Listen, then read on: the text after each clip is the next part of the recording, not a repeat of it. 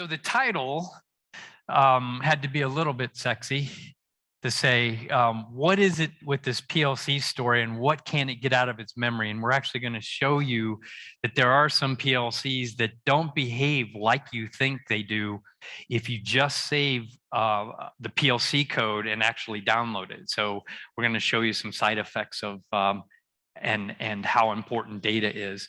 With me today is Jason Deely, and Tim is a little bit shy here too, so this was a collaboration of us three. Tim actually came to the warehouse one day and actually built one of these as well, like physically constructed. Jason did the drawings for the ship-to-shore crane. We got it from a particular company. It was kind of like an adult Lego set. And so he did the initial designs or did those designs, and then I worked with the machine shop to get all the stuff here. And so we can talk about that in detail if you're interested how that thing got built. So what I want to do is really, this is an incident response discussion. So after Colonial Pipeline, we actually did a discussion, Tim and I, about how important data was. And so why does IT systems being shut down actually get to where it affects OT systems? And we're going to talk about that a little bit. So this will be a quick PowerPoint. I want to talk to you about asset identifications, why the data matters inside of these systems. Then we're going to run through the demo to give you each one of these data classifications with this as an example, with this crane as an example, and then we'll take your questions. So what is important is, if you look across the fruited plain of the industrial control system environment, there's normally infrastructure pieces, like we all know, switches, routers, and firewalls, and then you want to break those things down into their atomic elements. But you do that same exercise with PLCs, HMI, sensors, and other things. And so this slide is really talking about how do I go through not only identifying my assets, but how do I break them into the things that I'm going to be concerned with if I have to do an incident response, or what am I supposed to be backing up? And so things like PLCs, you obviously have firmware in there, and a lot of vendors only support 2 or 3 versions back. And so you cannot get the firmware from your vendor. So you need to be kind of squirreling that away right now and be ready if you have to restore that. There's the program, so everybody kind of knows that I'm going to back up a program, and the part that they kind of miss, and that's today's real deep discussion, is they forget about the data. And again, Colonial Pipeline was kind of this, where they had to reconstitute all the data in order to allow the OT systems to continue. Configuration and design software, so sometimes you can't even get the design software anymore. So having a virtual machine with the design software on it for that day when you have a bad day and have to restore is very, very important. So everybody kind of thinks of, I need to back up the code, and they're not wrong, because the code basically tells us how this process or this machine is going to operate. So it removes the conjecture of, I think it works like this, to, if I back up the code, I can analyze it and say, I know it works like this. And it doesn't always work as per designed. So having the code backup will tell you how this works. Many times you'll store that gold copy. They'll call it a gold copy. And there are software vendors who provide is the gold copy any different than the copy that's running inside the PLC? And so understanding and continuing to do those backups, because it's not unusual for maintenance folks or operational technology folks to change the program if sensors fail. And now all of a sudden you've got a discrepancy between what's in the PLC and what it's running on. I've been involved in more than several cases where they downloaded the copy and then it doesn't work. And so they go back and talk to maintenance or operational technology folks and say, yeah, we had to jump out the switches, or that encoder's been dead for a long time. So what it's supposed to do is contained in the code. But here's a few ICS truths that I've found over the years. Backups exist, but they're very rarely current. And so that will get you into into a lot of trouble. And what you want to do is you want to plan for that worst day when you find out that your code or your applications are not up to date and you actually have to rebuild them. So preparing for that day is better than having to live through that day and you can't tap out. Also, don't expect your original equipment manufacturer, your OEM, your system integrator, or if you have another external engineering firm that you depend on to actually save the day for you. So I have been in OEM roles for many years, and they call us up and say, hey, do you have a copy of the program? We sure do. Can I have it? Absolutely. They download it, they call back up and they say, hey, this doesn't work. You know, what's different? I'm like, I have no idea what's different. You've changed the program. And so they say, we don't have a copy. And so now we have to try to reconstitute what's actually working in the PLC or other embedded systems. So this is where the data matters really comes in. So I kind of generalize this, and this list keeps growing a little bit, but generally speaking, there's about 5 kinds of data inside these embedded systems. First one being configuration data. And on this crane, we're going to run through what configuration data is. A lot of times you'll have things like drive systems, you'll have motors, you'll have sensor links, things that don't change, but if you change them, your machine won't work. I know that on this crane, for instance, there's a 90 hertz, it's a 90 hertz permanent magnet motor, and the defaults of this drive system is 60 hertz. And on the table, when you hit a command and tell it to run, it won't run. And so having an idea of every single data point that has to do with configuration is very important. So I put stars by things that need a recovery action plan. So having your configuration, you need to know and have a backup plan for that. Second is conditional. So this is a great example. It is only an example of this crane. If you have different moving parts, a lot of times you have to home those axes. And so this has to be covered in an SOP of saying, hey, if something happens with this machine, I need to home it. And Jason's actually going to show you that we have to do that on a particular axis. Recipe data is really important. You can pull intellectual property out of recipe data, but you have to have a recovery plan for putting that recipe data back. Dynamic data is stuff that's, while this is on the fly, the encoder positions are being updated. It's not something that you need a recovery action plan for because it's going to be calculated as the machine is running. And then last but not least in this general data thoughts is that you have to keep track of current or product data. So if you're running, let's say, a batch of beer, so we call it about beer ISAC, if we lose the data and we lose about the data that's in the tank, we need to reconstitute that. Or if we're making eyeglasses or anything like that, the FDA or other regulatory bodies say you have to be able to prove exactly what you did, or you have to throw that batch away. So current or batch data, so that you can continue your operations, needs to either be stored in the PLC and forwarded, and then that where it's forwarded needs to be protected. So we're going to demo, but I need to describe to you what it is we're going to be demoing. So we said that this is a ship-to-shore crane. It has a couple of interesting things on it. There's the motor that has, in this picture, a variable frequency drive. And so those parameters really matter. And so this is a good example of configuration data that you want to make sure that you have. And a lot of times that configuration data does not change. The dynamics of homing is something that a standard operating procedure would have to cover. So we would say, we're going to fire the crane up. So we need to, for instance, on the lift motor, there is a motor with an encoder, and we have to put the lift where we're going to say that is home, so that everything is referenced from that as we go down and pick up these train cars off of a ship.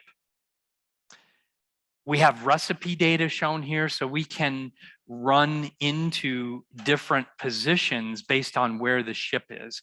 And so we can have that as this type of ship pulled in, so we need to run it to position 1 or 2. And then we also have to record what we've done so far. So for instance, we can say, this is the USS Poseidon, this particular container, here's its location now, and then there's RFID information. There's information about what's inside there and different like bills of record of what is inside there. And so if you lose that data, obviously then you lose the location and what's inside those particular train cars. So that's really important.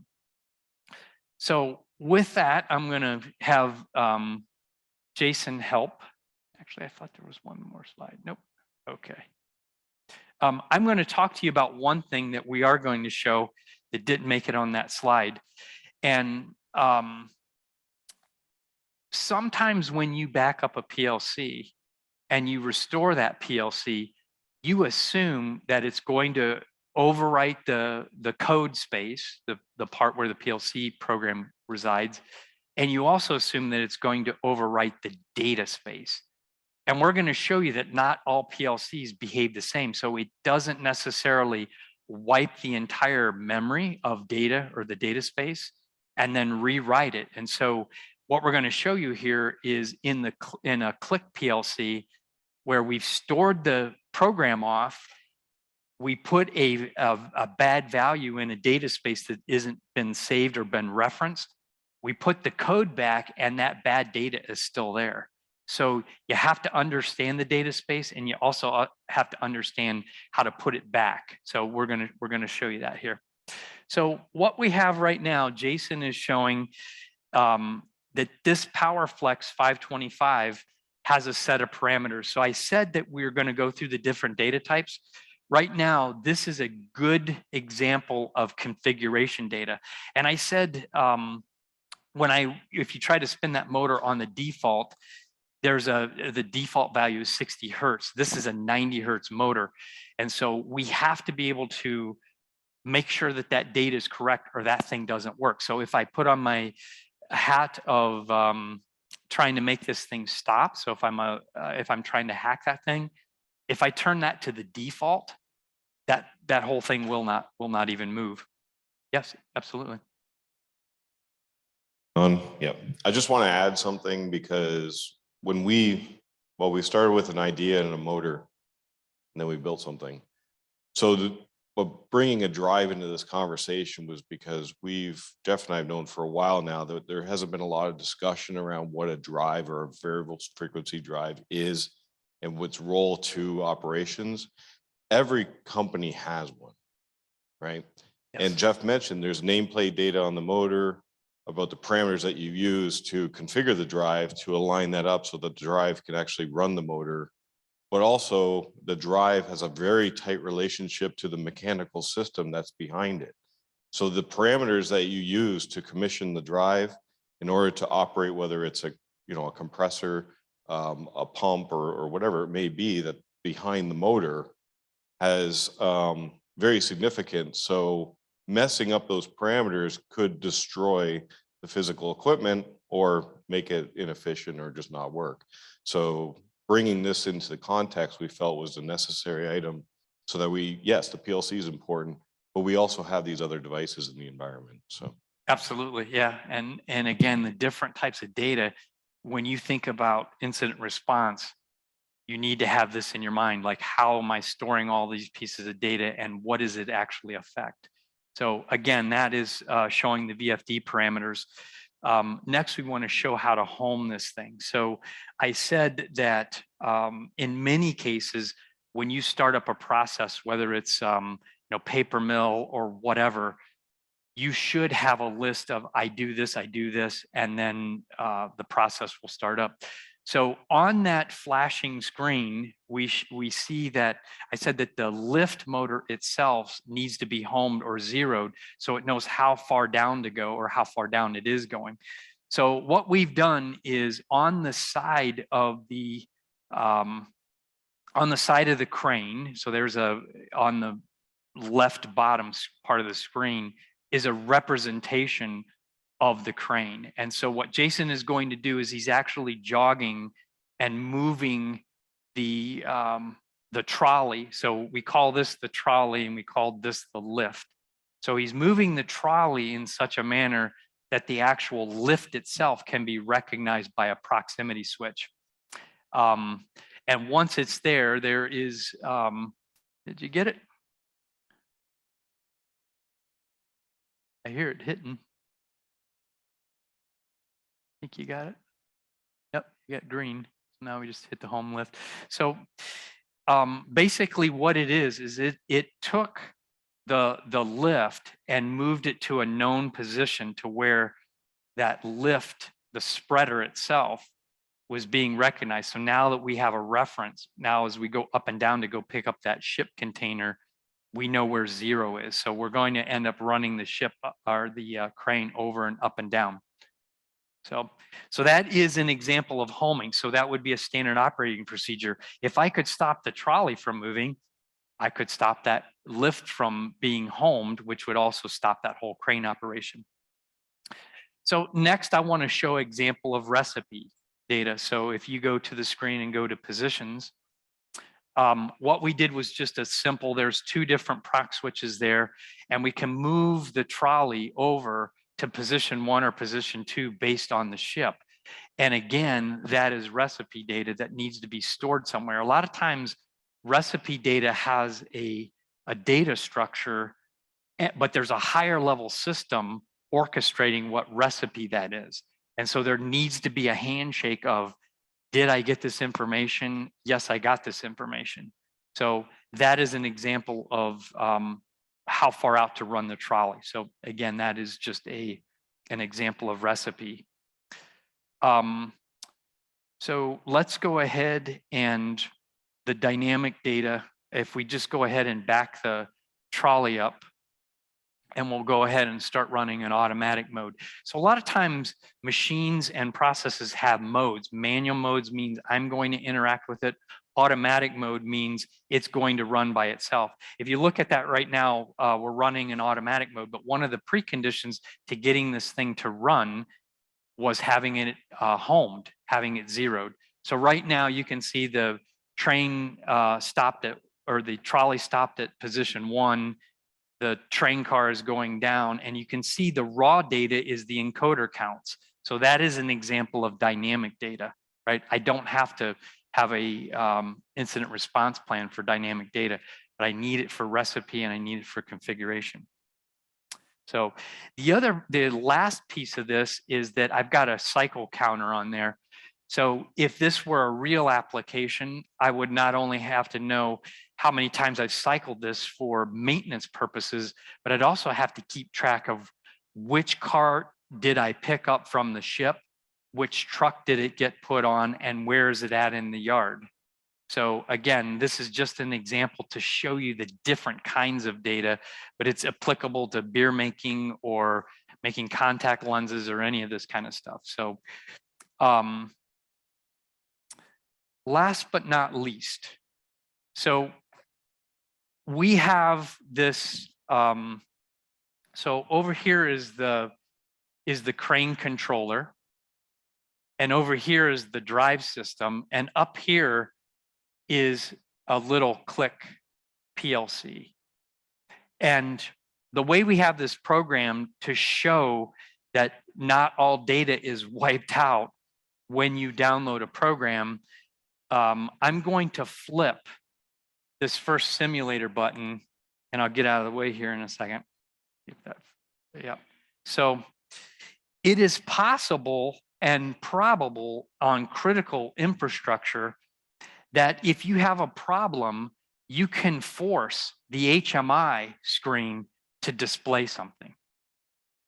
And the purpose of that is to walk somebody through a standard operating procedure. I need you to do this, acknowledge it. I need you to do this, acknowledge it. And so there are software programs that actually do this. So what I wanted to do was inside that click, we've programmed it so that it forces the Allen Bradley over Modbus. It forces that screen up. And so what I'm going to have Jason do is go to the click software in, yeah, it's broached. So go ahead and go to the virtual machine and download the click. So if you do PLC, yeah, you can do that. PLC, right, project.